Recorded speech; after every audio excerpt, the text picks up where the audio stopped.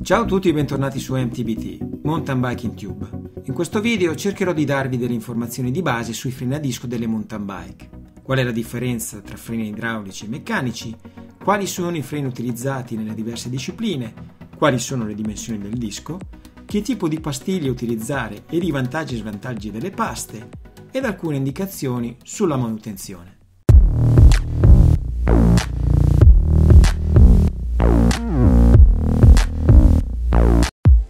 Vi ricordo che l'iscrizione a questo canale non vi costa nulla. Cliccando sul bottone e alla relativa campanella a fianco avrete il vantaggio di ricevere delle notifiche ogni qualvolta pubblicherò un nuovo video.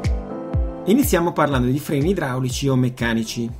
Entrambi i sistemi funzionano, ma quelli idraulici sono i più popolari e per la maggior parte dei rider risultano essere i migliori. I freni meccanici funzionano tramite la tensione meccanica, quindi tirando la leva del freno si mette in tensione un cavo di metallo che stringe le pinze. I vantaggi di questi freni sono principalmente 4. Sono molto affidabili quando la temperatura è sotto lo zero, sono più facili da riparare sul percorso, sono facili da installare e sono economici. In negativo però risultano essere più pesanti ed il filo col tempo tende a sfilacciarsi, a perdere tensione e di conseguenza perde in precisione. I fili dei freni devono essere puliti e mantenuti come i cavi del cambio e sostituiti quando sono sfilacciati o stirati.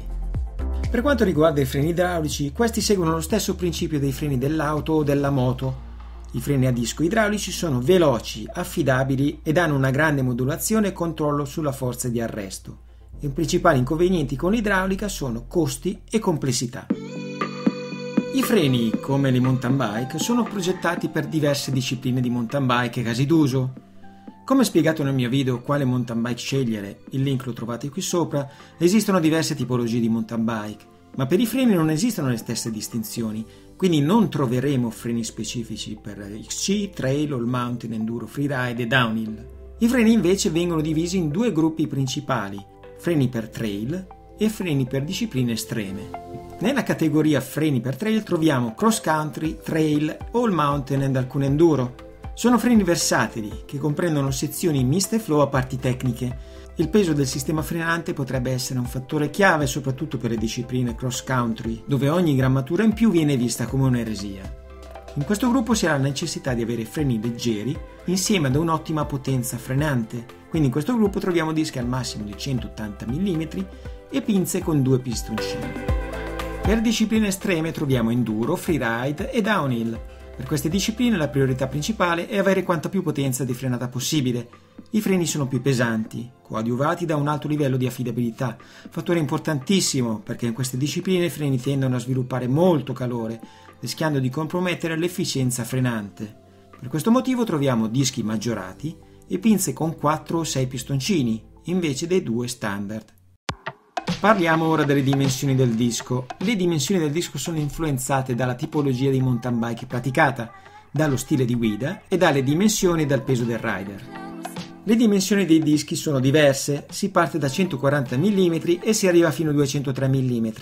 In mezzo troviamo 160 e 180 mm.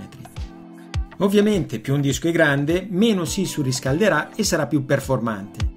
Per cross country di solito si monta un 160 mm all'anteriore e un 140 o 160 al posteriore, mentre per freeride e downhill si arriva a 203 mm. E con questo finisce la prima parte relativa ai freni della mountain bike. Nel secondo video tratteremo le tipologie di pastiglie, le relative paste e perché i freni a volte starnazzano. In più darò delle indicazioni sulla manutenzione dei freni idraulici e dei relativi oli da utilizzare. Ciao e alla prossima!